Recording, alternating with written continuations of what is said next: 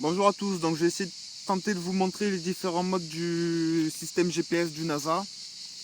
Donc le GPS avec le sens de marche du drone. Mon drone est sous tension, j'ai ma petite LED dessous qui clignote verte. Non, pas totalement verte. Voilà. C'est normal, je viens de le retourner, il a dû perdre, le GPS a dû un peu merder. Mais c'est pas grave, le temps que je décolle, ça devrait revenir au vert. Le mode ATT, le mode GPS, le mode du lock, intelligence orientation contrôle, off, course lock, home lock. Donc je démarre sur off. Je vérifie. J'ai ma petite LED, elle est verte. Donc on va commencer par un décollage, tout ce qu'il y a de plus simple.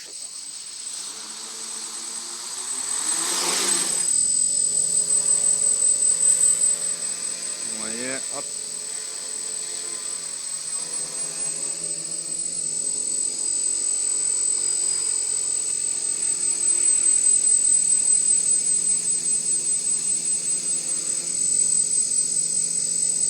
Voilà, donc là je suis en mode GPS, il est stable.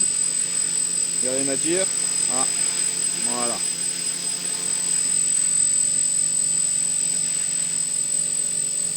Donc je lui cherche une hauteur adéquate pour moi. Hein. Donc là on est en mode GPS, il bouge quasiment pas. Maintenant, je vais faire simple. Je l'attrape. Les moteurs forcent. Je lâche. Il repart se positionner. Donc j'ai bougé d'à peu près 1,50 m. Voilà, vous voyez, il est relativement stable. Hein. Voilà, je le déplace moi. Maintenant, je vais vous montrer le course lock. Donc jusque là, vous me suivez, je pousse le manche, il part devant, je tire, il revient. À droite et à gauche. Jusque là, il n'y a rien d'extraordinaire. Maintenant, je le fais pivoter.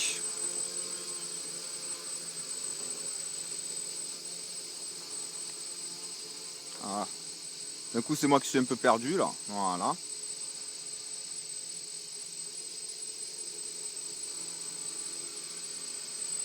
Voilà. Donc la marche avant est sur la droite dorénavant. Si je pousse le manche en avant, il part à droite. C'est normal. Maintenant, je passe en course lock. En course lock, je pousse le manche, il part droit. Voilà. Ça veut dire que peu importe le sens du drone, il partira, la marche avant et le sens de démarrage du drone, enfin le sens de la flèche du GPS au démarrage du drone. Voilà. Ça veut dire que vu que j'ai démarré le drone avec la flèche dans ce sens-là, c'est la marche avant. Et la marche arrière est sur moi. Quoi qu'il arrive. Voilà. On pourrait croire que c'est simple, mais en fait quand on a pris l'habitude d'inverser les commandes quand il revient, en fait, c'est un coup à se planter. Et la seule fois où j'ai essayé, j'ai tapé un arbre. Donc du coup c'est le mode que j'utilise pas trop. Donc voilà, je le mets en diagonale.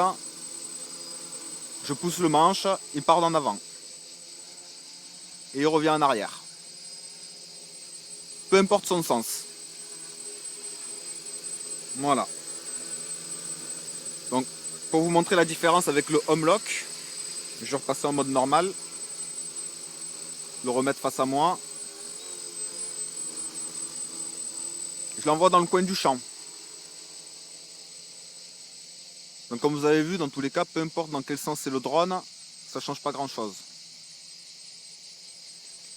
Donc je vais le laisser comme il est.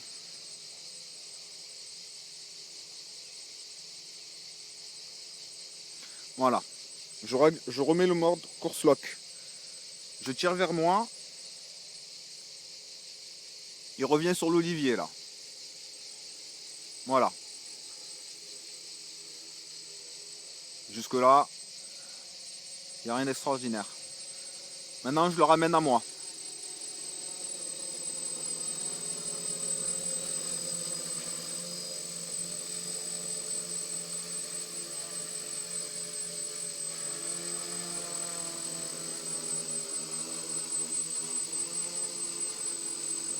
Maintenant je me remets sur off.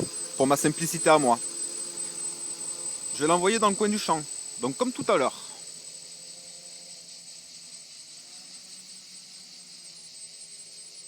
Donc avec les petits courants d'air, il a des baisses d'altitude des fois.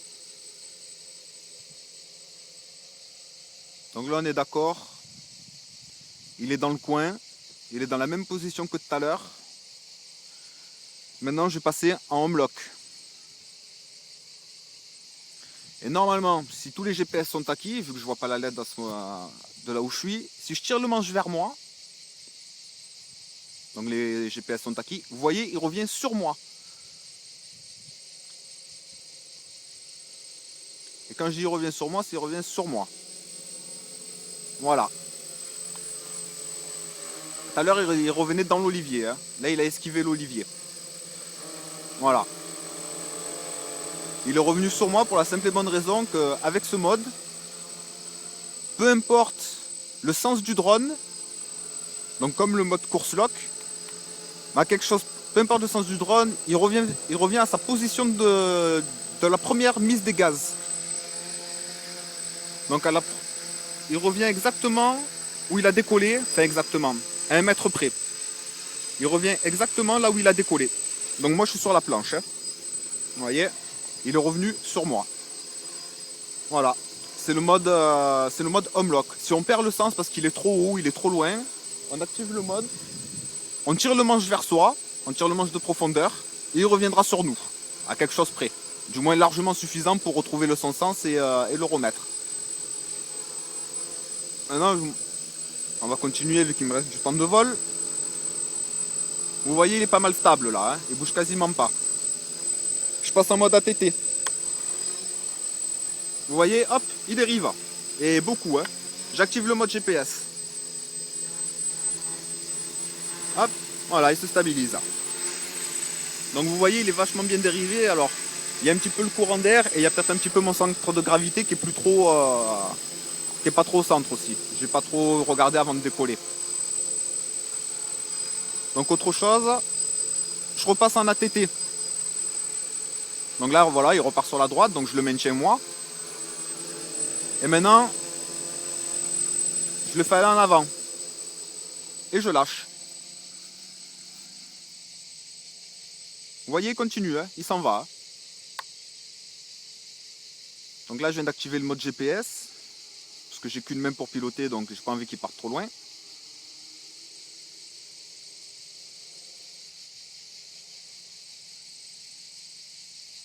Sans parler que s'il touche un peu trop l'herbe, l'herbe est humide, il y a la rosée du matin.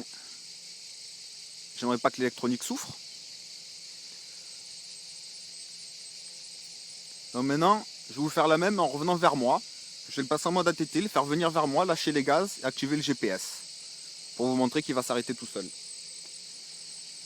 Alors je vais le mettre un peu à gauche parce qu'il y a un petit peu de vent qui souffle là. Donc je repasse en mode ATT. Je tire vers moi. Vous voyez, il revient vers moi. J'active le mode GPS. Il s'est arrêté à 1,50 m de moi. Donc on va essayer de vous le refaire. Parce qu'il arrivait un peu vite. Et la dernière fois, en voulant jouer au con, comme je dirais, il arrivait tellement vite, il n'a pas eu le temps de freiner, il a touché légèrement un arbre. Donc je repasse en mode ATT. Donc il a tendance à vachement partir sur la droite. Que je compense moi. Je tire le manche vers moi. Il arrive. Vous voyez, il continue. Hein. Hop. Donc j'ai un problème parce qu'il ne revient pas sur moi en fait. Enfin voilà quoi, le GPS, dès qu'on l'active, l'arrête et le stabilise.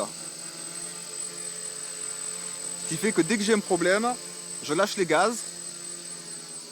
Je lâche les commandes. Et j'ai juste à tenir les gaz pour la hauteur en fait. Si il viendrait à perdre un peu de hauteur ou... Voilà, il me semble que je vous ai tout montré quoi. Il me semble que je vous ai tout montré. Voilà, donc le home lock il revient à la maison, tout seul. Le course lock, peu importe le sens du drone, ça suivra. La marche avant sera la flèche du GPS. Ah oui, un truc, le fail-safe. Donc j'ai pas le fail-safe du NASA moi. Moi j'ai pas droit avec ma radio, ou alors c'est des manips que je ne sais pas faire et que j'ai pas envie de me prendre la tête à faire. parce que la plupart du temps j'ai tendance à le démarrer sous un arbre. Donc le fail-safe il est censé me le faire monter à 20 mètres de haut et me le refaire revenir jusqu'à moi. Donc moi j'ai que le fail-safe de la radio et pour vous le montrer, simplement et bêtement je coupe ma radio.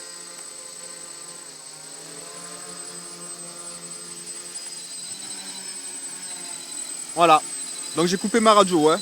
Ma radio est en alerte. Voilà, parce que les gaz étaient pas coupés, les gaz étaient pas en bas quand je les rallumais. Donc voilà, là c'est pour que la radio arrête de biper.